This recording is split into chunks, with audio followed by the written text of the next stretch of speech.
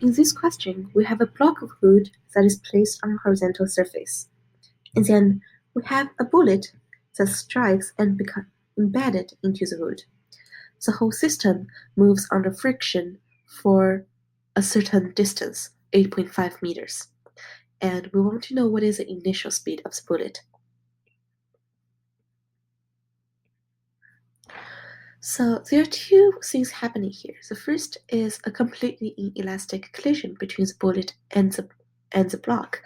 So what we have here is the conservation of momentum.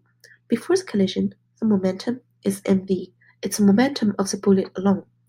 Afterwards, both the bullet and the block obtain the same velocity v prime. After the collision, this whole system starts to move under friction. So here we need the conservation of energy here, because right after the